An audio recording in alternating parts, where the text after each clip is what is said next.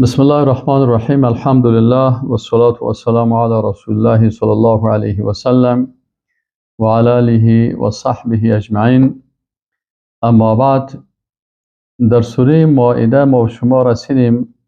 سوره مائده ما و شما گفتیم وقتی در هر سوره‌ای که ما و شما میرسیم در تفسیر فکری و اعتقادی قرآن، اینجا بر ما لازم است که موضوع اساسی از این سوره را بفهمیم و رابطهش با سوره های قبلی بفهمیم. مثلا سوره مائده که است، موضوع اساسی سوره مائده چی هست و کدام موضوع را بر ما بیان میکنه؟ موضوع اساسی سوره مائده که است وفا به تعهدات است، عقود و مواثیق. یعنی وقتی ما و شما در سوره بقره در پاره اول قرآن عظیم شان نمونه های چارگانه خلافت اسلامی بیان شد. خلافت آدم علیه السلام به شکل نمونه بیان شد که چه قسم الله متعال توانمندی آدم علیه السلام بر ملائکه فهمان که آدم علیه السلام و اولادی از اینا میتونن که نظام الله را، خلافت اسلامی الله را در زمین الله مطابق احکام الله تطبیق بکنن. دومی مثال از خلافت اسلامی ابراهیم علیه السلام بود که ابراهیم علیه السلام فأتمهن، یعنی وقتی کلماتی برای ابراهیم علیه السلام تعلیم داده شد، ابراهیم علیه السلام این کلمات الله را به شکل کامل، احکام الله را و نظام الله را تطبیق کرد و واقعا ابراهیم علیه السلام مثال از کامیابی و مثال از تطبیق عملی حقیقی نظام الله در زمین الله بود. و بعد از او سومی خلافت داود علیه السلام برای ما و شما نشان داد که امیر جهاد وقتی که طالوت علیه السلام بود و طاغوتی که در مقابل از قرار داشت، لشکر طاغوتی لشکر جالوت بود و در بین این لشکر در جهادی که در مقابل از او توسط طالوت علیه السلام و مجاهدین که همراهش بود میکردن، یکی از مجاهدین طالوت علیه السلام داود علیه السلام بود. وقتی داود علیه السلام و قتل داود و جالوت، داود علیه السلام در امی جهادی که امیرش طالوت علیه السلام بود، در اینجا داود علیه السلام این طاغوت خطرناک از بین برد و آتاه الله الملک، و الله متعال برش امی کلمه ملک استعمال میشه، یعنی خلافت اسلامی را برش داد. چنانچه در آیات دیگه قرآن باز الله متعال میگه که یا داود انا جعلناک خلیفة فی الارض، ای داود علیه السلام ما تو را خلیفه در زمین گردانیدیم.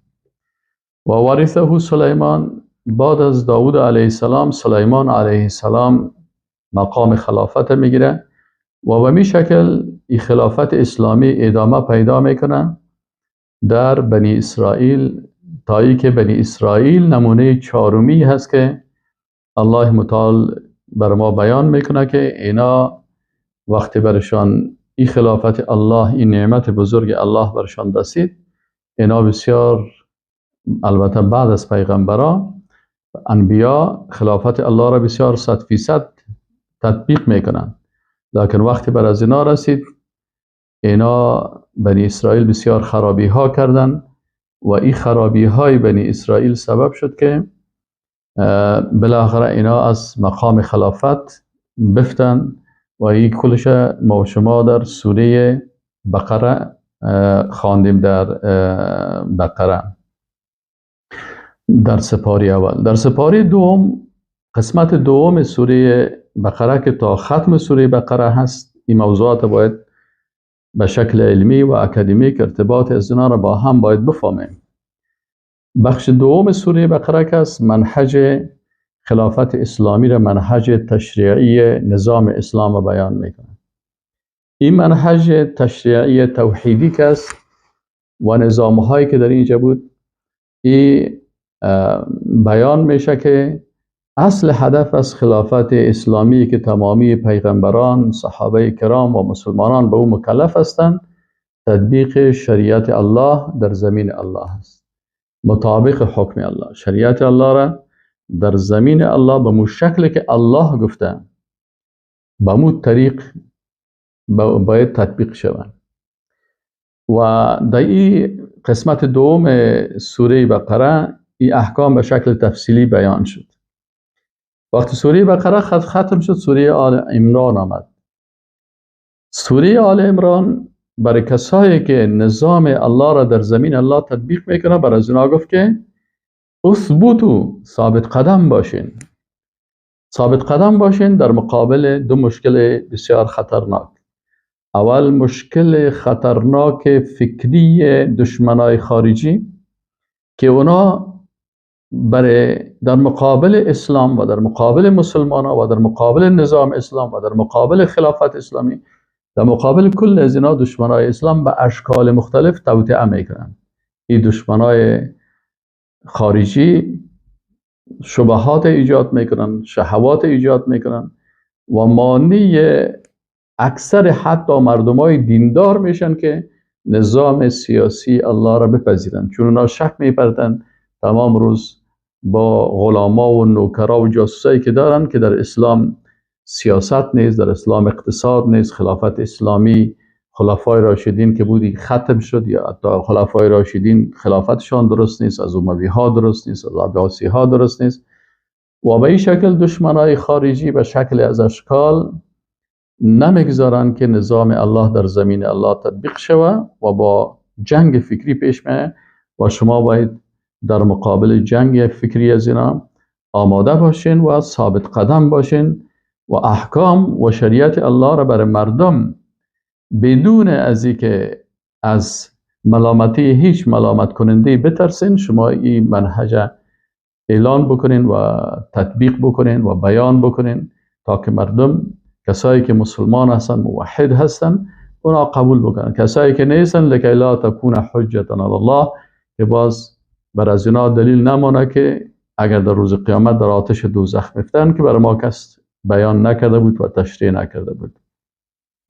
مشکل دوم مشکل داخلی هست. در مشکل داخلی چند بخش داخل میشه. از یک طرف توطئه های منافقین است که برای ما شما بیان کرد که چه قسم عبدالله ابن ابی ابن سلول در لباس مسلمان، در لباس مؤمن، حتی در بین صحابه خود زدن و در بین صحابه داخل شدن و خود اصحاب رسول الله قلمداد کردن، لکن الله متعال اینا را کشید که نخیر. ای ابی ابن سلول رسوایشان کرد. چه وقت؟ در غزوه احد که 300 نفر برآمدن و در اونجا نشان دادن خدا که اینا منافق هستن. پس متوجه توطئه های منافقین باشن که در داخل صف مسلمانان به نام مسلمان، به نام دیندار، به نام عالم دین، به نام دعوتگر اسلام، به نام مخلص بر اسلام این جنایت ها را میکنن و اینجا الله متعال در اینجا این بیان کرد. و بعد از اینکه این ثابت قدمی مسلمان ها را گفت که مثلا مشکل دیگه داخلی مسلمان ها ای است که مسلمان ها بعضی اوقات در بین خودشان بعضی خلاف ورزی ها میکنن، مثل منافقین نه. منافقین خود کافر هستن، مرتد هستن، از دین برآمدگی هست، لکن مسلمان هایی هستن که از پیششان اشتباهات میشه. مثلا اشتباهاتشان این است که در بعضی از گناه های صغیره و کبیره مبتلا میشن و گاهی هم اما اوامر امیر جهاد که بر از اینا در معرکه برشان اوامر میگه یا در حالات دیگه وقت احکام برشان میگه، اینا امی احکام درست اطاعت نمیکنن و این سبب میشه که بالاخره در صف مسلمان ها یک خلل، یک شکست پیدا میشه. به هر صورت در سوره آل عمران چی شد؟ این بیان شد. امی دو بخش و مثال هایش هم مثال از خارجی ها امو وفد نجران بود که یک گروه آمدن و خواستن که با رسول الله صلی الله علیه و سلم بحث بکنن و شبهات می آوردن و آیات قرآن نازل میشد و تمام شبهات از اونا را رد کرده میرفت. و از نگاه داخلی غزوه احد برای مسلمان ها بیان کرد که چه قسم مثلا مشکلاتی در بین مسلمان ها پیدا شد، لکن به حکم الله سبحانه و تعالی و اخلاصی که صحابه داشتن و کمک الهی که همراهشان بود، این چی شده اینا پس در اینجا تانستن خدا از این مشکل خلاص بکنن. در سوره نساء وقتی که آمدیم، در سوره نساء امی آل کسایی که نظام الله را در زمین الله تطبیق میکنن، سوره نساء برشان چی پیام دارم؟ پیامی هست که شما مسلمان ها با عدالت و رحمت نظامتان مستقر بسازین. یعنی نظام خلافت اسلامی که از زمان آدم علیه السلام شروع شده تا زمان رسول الله صلی الله علیه و سلم، در خلفای راشدین و عباسی ها و اموی ها و عباسی ها و بالاخره تا روز قیامت، نظامی که الله متعال برای مسلمان ها تعیین کرده، کسی که اگر میخواد که این نظام تطبیق شود در زمین الله و مدد الهی همراه از باشه، باید دو چیز مراعات بکنه. و دو چیز چی است؟ عدالت و رحمت. باید حق مظلوم، در نظام های جاهلیت همیشه زنها بالایشان ظلم میشه به هر شکل و به هر نام. شما در نظام توحیدی الهی باید سر خانم ها از مظلومات دفاع بکنین و بر صحابه فامانده شد که ببینین که زنها که قبلا من حیث میراث برده میشدن، حالا خودشان میراث میگیرن و حال مثلا دخترها را که سابق به زیر زنده به گور میکردن، حال مردم به داشتن دختر افتخار میکنن. این نظام الهی است و در این نظام ظلم نیست. مثلا سر یتیم، سر مظلوم، سر کسایی که مثلا ضعیف العقل هستن، این کلشان بیان کرد. و به می خاطر وقتی که معمر رضی الله عنه میگه رحمه الله میگه حدثنی بعض اهل المدینه، میگه برای ما بعضی از اهل مدینه بیان کردن که زمان ابوبکر صدیق رضی الله تعالی عنه در مسند خلافت تعیین میشه. میگه این خطبه دا در خطبه خود گفت که ایها الناس، مردم، اینی قد ولیت علیکم ولست بخیرکم، من حیث خلیفه مقرر شدم بالای شما، من حیث امیر المؤمنین و خلیفه مسلمان ها مقرر شدم، ولست بخیرکم، من که خلیفه مسلمان ها هستم بهتر از شما نیستم. فإن ضعفت فقومونی. ببینید این منهج اسلام است. ابوبکر صدیق، یاور رسول الله صلی الله علیه و سلم، وزیر رسول الله صلی الله علیه و سلم و افضلترین شخص بعد از رسول الله صلی الله علیه و سلم در بین الصحابه ابوبکر صدیق رضی الله تعالی عنه است که عشره مبشره بالجنت هست. یار رسول الله صلی الله علیه و سلم در غار ثور هست، نفر بسیار معتمد رسول الله صلی الله علیه و سلم. و در آیت قرآن گفته شده که الله به امرای از اینا هست، یعنی به امرای رسول الله صلی الله علیه و سلم و ابوبکر صدیق. نص قرآن هست و رسول الله صلی الله علیه و سلم زیاد درباره از این توصیف چیزهای زیاد گفته و همچنین ابوبکر صدیق رضی الله تعالی عنه آیات زیادی قرآن ابوبکر صدیق مؤمن، لقد رضی الله عن المؤمنین، رضایت الله و ایمان از کل ثابت است. لکن وقتی که من حیث خلیفه مسلمان ها تعیین میشه، امی شخص با اینمی صفات عالی که داره، باز هم ببینین چقدر متواضع هست و میگه ولیت علیکم، من حیث امیر مؤمنان و خلیفه مسلمان ها بالای شما تعیین شدم، ولست بخیرکم، ادعا نمیکنم که من بهترین شما هستم. کلگی ابوبکر صدیق میگه که خیر ماست و بهترین ماست و اولین شخصی است در بزرگا که به دین اسلام مشرف شده و بسیار مردم توسط از این به دین اسلام مشرف شده در فتوحات، در چیزا. ولی با وجود از این هم خودش چی میگه؟ ولست بخیرکم، من بهتر از شما نیستم. فإن ضعفت فقومونی، اگر من ضعیف شدم در کدام مسئله، شما مرا چی کنین؟ شما با امرای من شانه بتین و مرا راست بسازین، برای من حق بیان بکنین. و این احسنت، و اگر احسان کردم و حکم خوب بود، فاعینونی، باز هم شما مسلمان ها مرا کمک بکنین. ببینین صدق و اخلاص و ایمانداری و تواضع و بزرگواری اصحاب رسول الله صلی الله علیه و سلم. این خطبه اولش است که فعلا من حیث خلیفه مسلمان ها در رأس خلافت خلفای راشدین که رسول الله صلی الله علیه و سلم رو توصیف کرده، اینجا این خطبه را میگه و باز میگه الصدق و امانه. صدق راستی امانت است، امانت الهی است که انسان مسلمان باید صادق باشه. زبانت باید با قلبت یکی باشه و قلب زبان و فکر. ما شما تفسیر اعتقادی فکری میخوانیم. چرا؟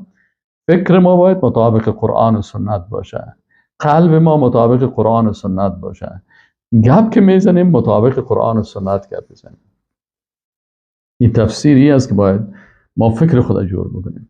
ما با جوانای مفکر ضرورت داریم که دسایس دشمنای اسلام اینا را در فتنه ها نپردن، از دین دور نشن، از قرآن دور نشن، از سنت دور نشن، از منهج اصحاب رسول الله صلی الله علیه و سلم دور نشن، در شبهات شکست نخورن، بلکه باید امی قسم مقاوم باشن. مثل که یک شاعر میگه لکون مستقیم په خپل مکانیم، میگه من مثل درخت پایدار در جای خود هستم که بهار را باندې راشي که خزان.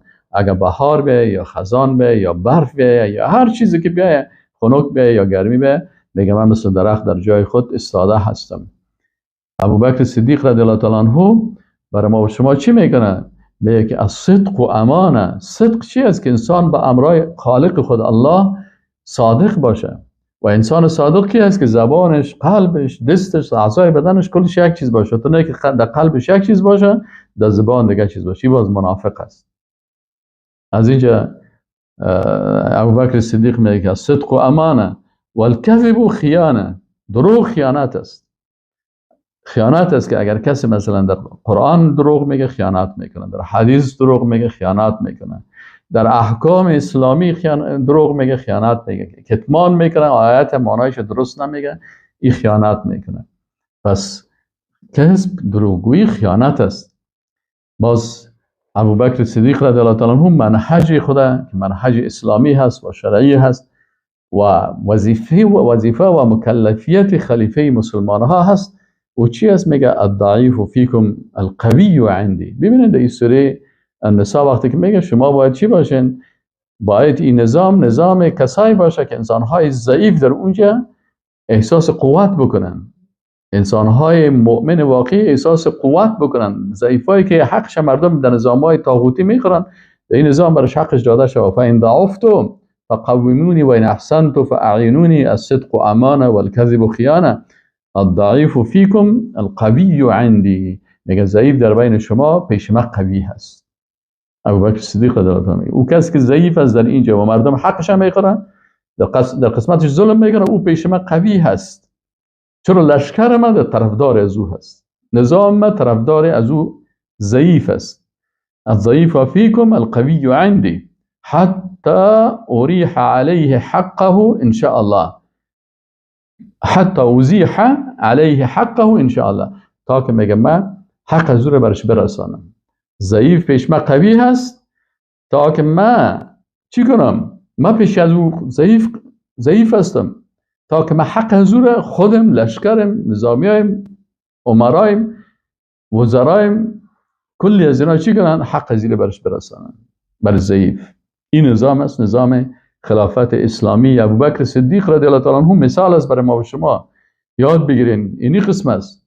الضعیف فیکم القوی عندي حتی ازیح علیه حقه ان شاء الله، اگر الله خواست. والقوی فیکم، و کسی که بسیار قوی هست و قوت خدا نشان میده و تکبر میکنه و حق دیگران نمیده، ضعیف عندي پیش من میگه ضعیف است. حتی اخذ منه الحق ان شاء الله، تا که من از پیش از او حق بگیرم. کسی که ادعای قوت میکنه، ادعای بزرگی میکنه و حق دیگران را نمیده، ابوبکر صدیق رضی الله عنه میگه که من در مقابل از او چی هستم؟ او قوی که هست چی هسته؟ والقوی فیکم ضعیف عندي پیش من ضعیف است. حتی اخذ منه الحق، تا که من حق از پیش از او بگیرم. ان شاء الله، اگر الله بخواد. یعنی همیشه توکل ما با الله هست. باز توصیه میکنه برای امت خود. ببینید درس های است، هر کلمه ابوبکر صدیق رضی الله تعالی عنه برای ما و شما درس است، نمونه از موحدین. ما و شما خواندیم نه که 5 صفت چی میگه مع موحدین معرفی میکنه، با صفات موحدین میگه، باز مثلا قصه های موحدین میگه، باز نتیجه توحید در دنیا و همون 14 نقطه‌ای که ما و شما گفتیم که قرآن کلش در توحید است. آل ابوبکر صدیق یک نمونه ای از موحدین است.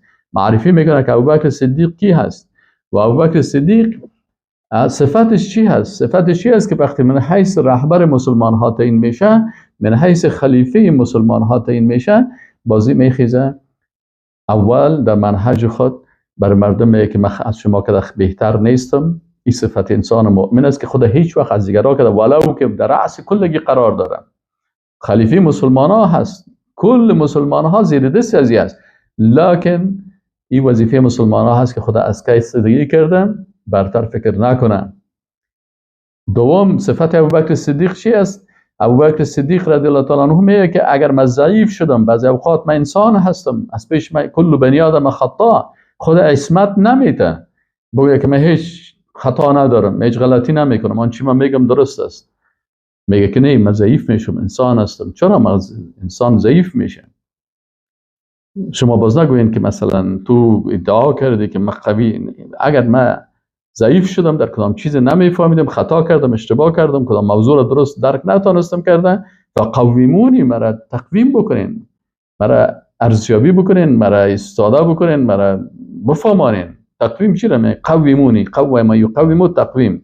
التقویم یعنی به معنای ارزیابی کردن است. مرا ارزیابی بکنین و اشتباهات مرا بر ما بگوین. امروز مثلا وقتی ما یک اشتباهی یک کسی به ویدا شد و برش بگوییم و بر از او گفته شد و او ایوازی که خوشحال شد و خفه میشه، و کسایی که مثلا باز او را دوست دارن، دوستی مثلا نموت بسیار الحب العمیا میگن، دوستی کورکورانه، باز اونا هم میخیزن از گپای غلط مثلا طرفداری میکنن. نمیگن که باشن وقت فلانی کس فلانی انتقاد کرد، باید ما انتقادی از او را ببینیم که انتقاد از این در قرآن چی گفته شده، در احادیث چی گفته شده، طرفدار باید حق باشیم. ابوبکر صدیق رضی الله تعالی عنه این صفات موحدین است اگر کس میخواد موحد باشه.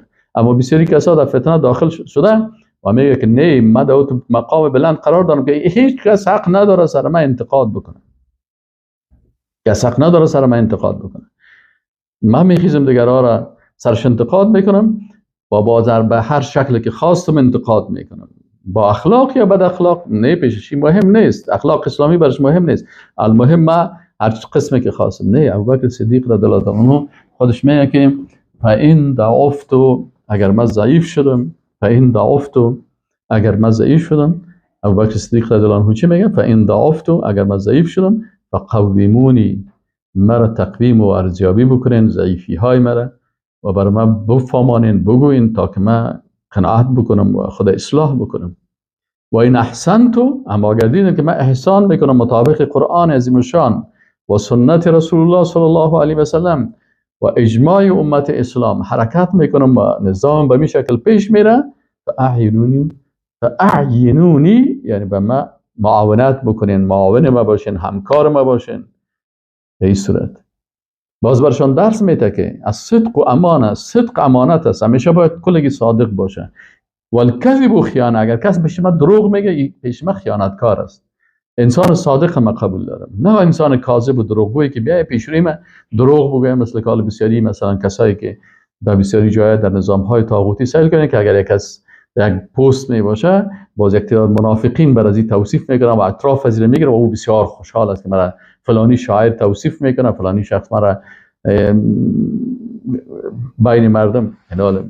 ابوبکر صدیق رضی الله تعالی میگه الصدق و امانت، صدق راستی امانت است، و الکذب و خیانت، و دروغ خیانت است. که کسی به دروغ نبیه، گپای دروغی گپا را بر من نزنه که من حیث خلیفه مسلمان ها این گپا را قبول کردن نمیتونم. متوجه هستین؟ الضعیف فیکم این منهج ما هست که انسان های ضعیف است، چون این نظام الله که است، این نظام خلافت اسلامی این است که در اینجا ضعیفا قوی می باشند. از ضعیف و فیکم در بین شما، القوی عندی پیش ما که امیر المؤمنان هستم و این لشکر به امرای ما هست و این لشکر است که لشکر اسامه رضی الله تعالی عنه در وقت ابوبکر صدیق رضی الله تعالی عنه میره به طرف روم و در فتوحات روم اشتراک میکنه و ابوبکر صدیق رضی الله تعالی عنه در وقت از این مناطق بسیار زیادی از روم چی میشه؟ فتح میشه و میلیون ها انسان مسلمان میشه. پس این لشکر مکه هست لشکر طرفدار ضعیفا هست. حتی در اون منطقه کسایی که به کفر مجبور شده بودن اونا را نجات میتن. وقتی که لشکر روم شکست میتن بسیاری مردمی که در شام هستن در این منطقه هستن کلشان کلمه میخوانن که لا اله الا الله محمد رسول الله. پس الضعیف فیکم القوی عندي حتی اریح علیه حقه ان شاء الله، که ما به مشیت و کمک الله حقش برش بگیرم. والقوی فیکم، اما قوی شما که مستکبر و متکبر هست او میگه پیش من ضعیف و الضعیف عندي پیش من بسیار ضعیف است حتی اخذ منه الحق ان شاء الله، که از پیش از اون حق بگیرم. این منهج بیان میکنه. باز چی میگه؟ لا يدع قوم الجهاد في سبيل الله الا ضربهم الله بالفقر. میگه هیچ قوم جهاد ترک نمیکنن مگر الله متعال اینا را با فقر میزن. فقر اقتصادی، فقر ایمانی، فقر قوت. در هر ساحه اینا فقیر هستن. احتیاج کل مردم هستن. احتیاج مسلمان ها چی که احتیاج کافرها هستن.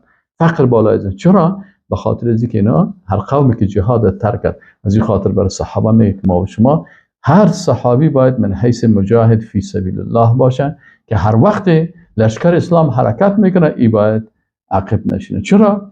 در این صورت باز فقر بر انسان میه. فقر تنها در مال نیست، فقر فکری. امروز چقدر مسلمان ها از نگاه فکری فقیر شدن، فکر نداره، اندیشه نداره، فهم نداره.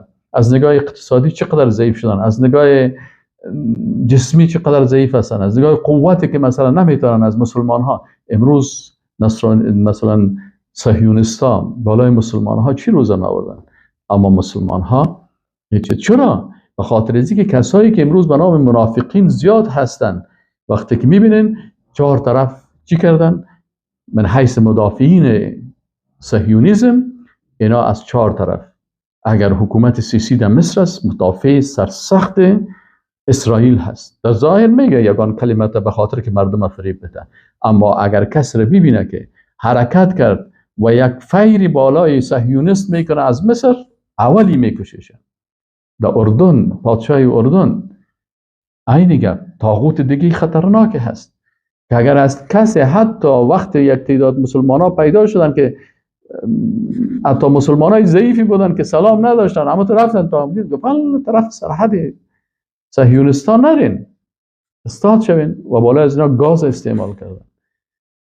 حزب الله که از اونجا که در لبنان هست اونها را که شما سعی کنین نامش حزب الله هست، در حقیقت حزب الله است. به خاطر چی؟ به خاطر از اینکه فریبکاری میکنه تمام انواع سلاح‌ها و مهمات را داره و حتی اگر کدام راکت هم کدام جای فایر میکنه بازیگر روز خبرها میبینه که یک کسی میگه باز میگه که فلانی نفر فایر کرد، اجازهش از کجا گرفته بود؟ از اونجا گرفته. این حالا مشکلات در کجا هست؟ از این خاطر وقتی کسی جهاد واقعی، جهاد چی هست؟ جهاد واقعی این است. بعضی کسا می جنگن. ببینن ما و شما باید فرق بین جنگ و جهاد داشته باشیم. یک کسی به خاطر وطن خود می جنگه، یک کسی مثلا به خاطر بیرق خود می جنگه، بیرق قومی، یک کسی به خاطر زبان خود می جنگه، یک کسی به خاطر عمو منطقه که از به خاطر ازی می جنگه. یا جنگ است، اینا جنگاورا هستن نه مجاهد.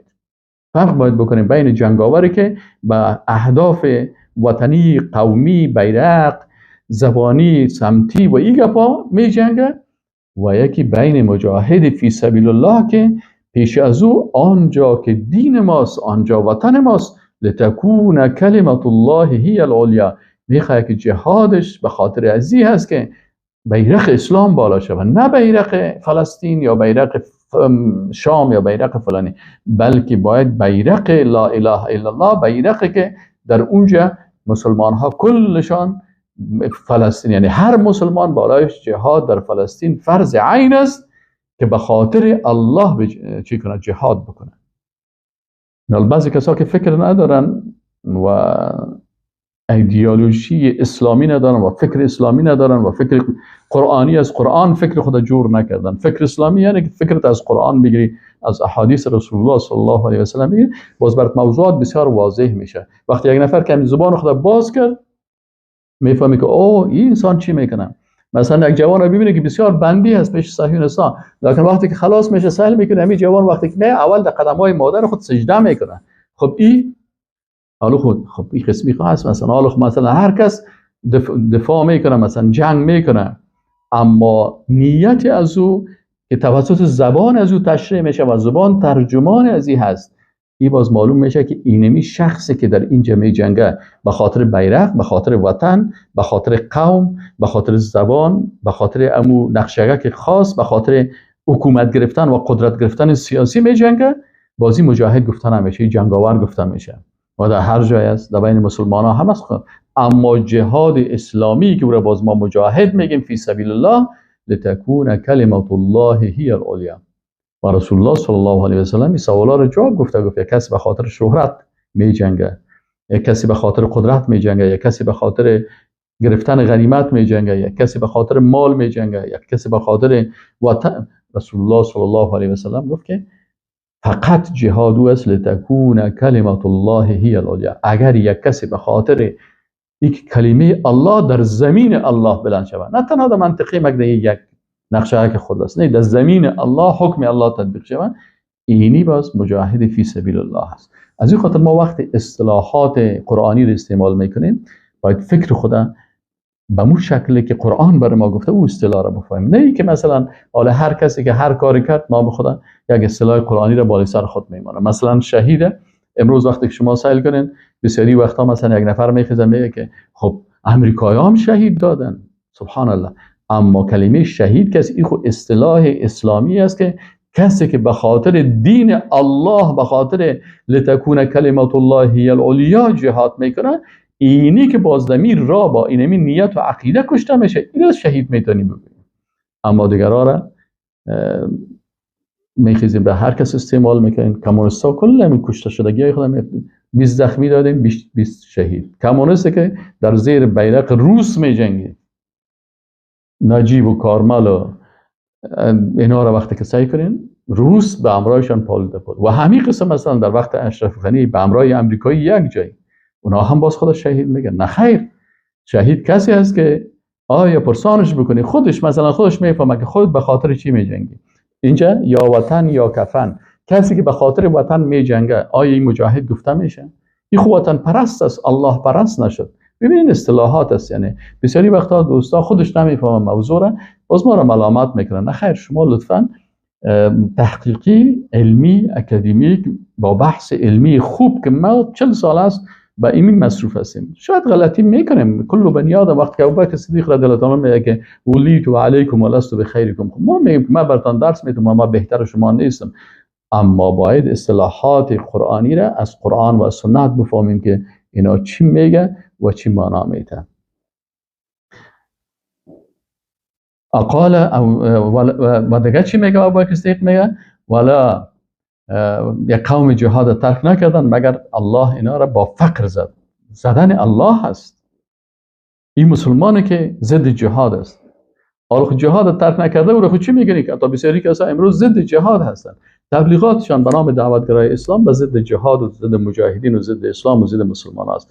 آیا شما خبر نداشتین که در زمانی که در افغانستان روسا آمدن اشغال کردن، کل دنیا میفهمید که افغانستان اشغال است و روسایی را اشغال کردن و گرفتن و مردم میکشتن و کارمل بالای تانک از تاجیکستان روسا به افغانستان انتقال دادن و او اولی بیانیه خود از تاجیکستان که او وقت تاجیکستان مربوط اتحاد شوروی بود که به نام سیوز که سیوز نام میگفتن USSR، کلگی میفهمید. ولی یک تعداد تواغیت علمای درباری باز موجه بودن به نام شورای اسلامی وزارت داشتن و اونا باز میخواستن برای عسکرایی که پوسای منصبا و اردویی که به خدمت روس‌ها بودن و خدمت میکردن و حتی حال هم امو عسکرا و سای منصبایی که در اون وقت بودن امروز هم توبه نکردن که باید استغفار بکنن، توبه بکنن، بگوین که من ارتداد بودم، الله مرا از این ارتداد ببخشه. حالا باز میگن که ما خدمت میکردیم. چرا؟ به خاطر از اینکه طاغوتای مطبوع بر از اینا در همون وقت هم در شؤون اسلامی برشان میگفتن که شما بهترین و قهرمان هستین. در وقت امریکایی که به همراه امریکایی یک جای بودن و امریکایی قمانده میداد، من خودم بندی شدم، قمانده را به چشم خود دیدم. با قمانده من نمیفهم که انگلیس بود امریکایی بود، یک کله کتی کل داشت، بسیار تو چاق بود، انگلیسی گپ میزد دیگه، من نمیفهم که انگلیسیش امریکایی بوده. اینمی نفر در بالا سر ما استاد است و ما بودم، استاد راسخ بود و قاری طاهر، 3 نفر ما را گرفتن و امی مرتدها باید بگویمشان، کسایی که مرتد بودن، یعنی در زیر امر امریکایی ما را گرفتن، کلاه بسیار در سر ما انداختن و دستای ما را بسته کردن و با بسیار وضعیت خراب مثلا ما را انتقال کردن در داشتکه، در زیر داشتکه ما را اونجا گذاشتن. امی کسایی که در همراه امریکایی ها یک جای جنگ میکردن و این مردم به نام قهرمان وطن امروز هم میگن و اینا، آیا این مسلمان با عقیده اسلامی باقی میمانه؟ برادرای عزیز، خواهرای محترم، در شریعت اسلامی کسی که و من یتولهم منکم، هر کسی که از اونا دفاع کرد، از امریکایی، از روس، از ایران، فانه منهم. قدیروف منهم، امروز قدیروف که روس طرفدار روس است، این که مثلا اوکراین کافر است یا چطور است، لکن دفاع از کی میکنه؟ دفاع از روس میکنه، در زیر اوامر و قمانده روس کار میکنن. پس این از کرای کمرایزی هستن از چچن و این خود به نام قدیروف، اینا باید نگوین که مثلا من مسلمان هستم. این مرتد میشه از دیدگاه اسلام، یعنی از دیدگاه اسلام ما چی کنیم؟ خب وظیفه ما نیست که مثلا بعضی کسا میگن که نه، باید واقعیت بر مردم گفته شود. این به خیر از او هست، یعنی اگر بر یک مرتد فهمانده شود که تو مرتد شدی، او کلمه میخوانن، چرا در بینشان بعضی مردمای خوبی هست نمیفهمن. وظیفه علمایی است که برش بگویه که مثلا با اینی کاری که تو امریکایی تو را قمانده میته، امریکایی تو را میگه که بخیز استاد دایره و استاد راسخ 2 نفر استادایتان قرآن درس میده، اینا را بگی دستایشان را بسته کن، سرشان کلاه سیاه را بگی و عکس هم کتش بگی و اینا را با بسیار ذلت از اینجا حرکت بده برج دفتر ما که دفترشان در ریاست چل بود که با استاسات 4 بجه ما امرای از اینا تحقیق بکنیم.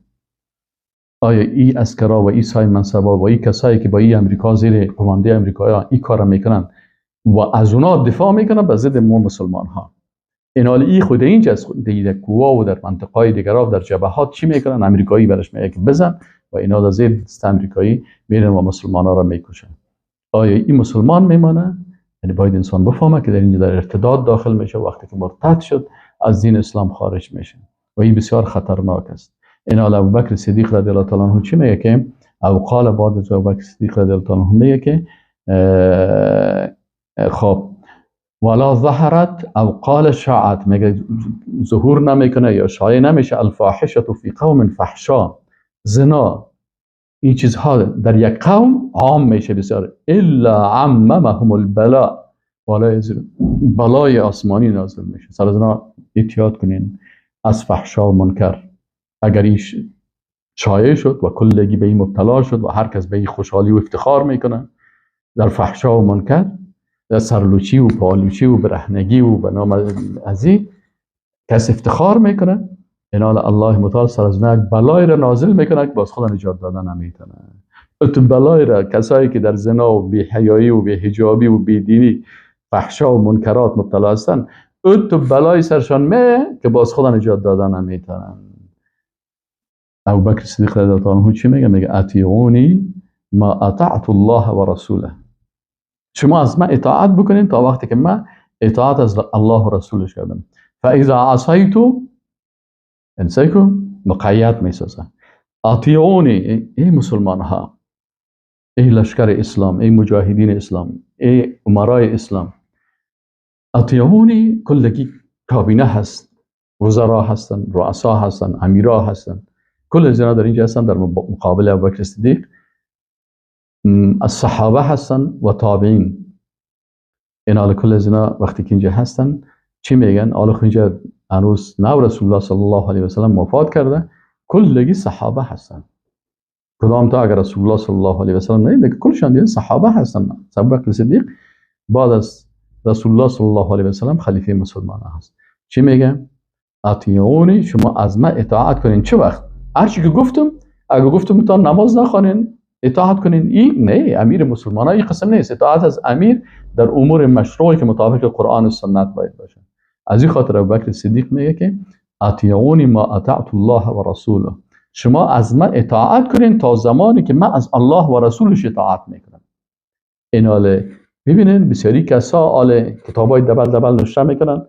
باز من یک جای رفته بودم اونجا برام کتاب برام میاد پیش میکرد. چرا؟ به خاطر از میفهمم که این طاغوتی که در اصل قدرت است که قوانینش ضد شریعت الهی هست و دوستیش با کفار است و با چندین دلیل از شریعت خارج از اسلام خارج میشه. این چی میگه؟ این اطاعت حکام واجب است. از کدام حاکم واجب است؟ ببینید ابوبکر صدیق رضی الله عنه میگه که اطیعونی ما اطعت الله و رسوله. اطاعت حاکم مسلمان ها تا وقت واجب هست که خود حاکم اطاعت از الله و رسولش بکنه. اطاعت یعنی شریعت الله را نافذ کرده باشه، در محکمه شریعت الهی باشه. در بازار وقتی که میری آثار تطبیق شریعت الله را در زمین الله میبینی. از این خاطر ابوبکر صدیق رضی الله عنه میگه که اطیعونی ما اطعت الله و رسول. شما از ما اطاعت کنین تا وقتی که من اطاعت از الله و رسولش میکنم. فاذا عصیت الله و رسوله، اگر من معصیت الله و رسول کردم، سیکو حتی در معصیتش میگه خب اگر یک امیر کافر میشه او تو معصیت کفری میکنه، قانون رمیار سیکولاریزم می تطبیق میکنه، زنا را تطبیق میکنه، قانون زنا شراب اینا را کلشه. از او چی هستن؟ ابوبکر صدیق میگه فاذا عصیت الله و رسوله، وقتی که معصیت الله و رسولش کردم فلا طاعت لی علیکم. این منهج سلف صالح است. این منهج ابوبکر صدیق و اصحاب رسول الله صلی الله علیه و سلم است که اطاعت از امیر مؤمنان تا وقتی است که خود امیر مؤمنان اطاعت الله و رسولش بکنن. وقتی که از اطاعت الله و رسول برآمد و قانون ضد الله را و ضد شریعت الله را آورد نافذ کرد، خودش با این کار کافر میشه، باز اطاعت از اون نیست. فین عصیت الله فلا طاعت لی علیکم. حتی ابوبکر صدیق میگه اگه معصیت کردم باز اطاعت مرا نکنیم. حالا میگه نه اگه کفر هم کرد اطاعتش هم میکنیم. این حال ببینید که فاصله ره از کجاست تا به کجا. قوم و آل باز باشن چی میگه بعد از ختم خطبه؟ بیاین چاکلیت بخوریم، بخیزن گل پرتین در گردن ما، بخیزن چی کنن که نماز کل چیز خواهد. میگه قوموا الی صلاتکم یرحمکم الله. بخیزن استاد شوین به نمازتان، الله بالایتان رحم بکنه. و رهبر مسلمان ها پیش میشه و دیگر از پشت سرش در نماز اقتدا میکنن. اینی هست که در اینجا بود. در این سوره وفا به تعهدات و پیمان هایی است که با الله، پیامبران و سایر مردم صورت میگیره. یعنی تطبیق کنندگان نظام خلافت اسلامی در زمین الله، هم رهبریت و هم افراد، هم به شکل نظام های مختلف و هم به شکل افراد در حالات مختلف یعنی نظام های مختلف. منظور ما چیست؟ نظام اعتقادی، نظام عبادات، نظام اقتصادی، نظام سیاسی، نظام اخلاقی، نظام دعوتی، نظام جهادی، در کل از این نظام ها و هم به شکل افراد در حالات مختلف به عهد و پیمان خود استوار می باشند. باید امو عهدی که دارن. در این سوره اینال وقتی که ما و شما ایره خواندیم، آمدیم در سوره چی؟ در سوره وقتی که سوره نساء ختم شد و در اونجا حقوق مظلومان گفته شد، وقتی در سوره دیگه قرآن وقتی که ما و شما میگیم که سوره مائده هست، باز در سوره مائده که است اینجا باز احکام الله سبحانه و تعالی چه قسم هست؟ اینجا بعد از خطبه ابوبکر صدیق اینال در این سوره که ما و شما جدیداً میخوانیم که این سوره چی هست؟ سوره مائده هست. در سوره مائده حال چی هست؟ وفا هست با تعهدات و پیمان هایی که با الله، پیامبران و سایر مردم صورت میگیره. ببین انسان، ما تعهد داریم با الله، تعهد داریم با رسول الله صلی الله علیه و سلم و تعهد داریم با مسلمان های دیگر. اینال در این سوره میگه که وقتی شما میخواین که نظام الله در زمین الله تطبیق شود، باید با این سه تعهدتان چی باشین؟ وفادار باشین. خلاصه سوره مائده چی هست؟ خلاصه سوره مائده وفا به تعهدات ثلاثه. تعهدت با الله باید وفا کنیم، تعهد با رسول الله صلی الله علیه و سلم وفا کنیم، تعهد با سایر مسلمان ها باید وفا بکنیم. خب شاید یکی از شما پرسان بکنه که این تعهدات چی هستن؟ این تعهدات با الله با رسول الله صلی الله علیه و سلم و با مسلمان ها. این حال در سوره مائده 16 مرتبه یا ایها الذین آمنو خطاب شده. 16 مرتبه چی آمده؟ یا ایها الذین آمنو. چی معنی 16 مرتبه یا ایها الذین آمنو؟ یعنی شما انسان های مسلمانه که متعهد هستین، ادعای تقوا میکنین، ادعای ایمان میکنین، ادعای تطبیق نظام الله میکنین، شما اول نسبت به دیگرها باید چی باشین؟ خطاب برای شما هست که در عهدتان وفا بکنین، با عهدتان متعهد باشین. ام المؤمنین عایشه صدیقه مادر ما و شما رضی الله عنها میگه که کان النبی صلی الله علیه و سلم یبایع النساء بالکلام بهذه الآیه. میگه رسول الله صلی الله علیه و سلم همراه خانم ها بیعت میکرد، لکن به زبان دست نمیداد، با مردا دست میداد، به خانم ها رسول الله صلی الله علیه و سلم نامحرم است دست نمیده.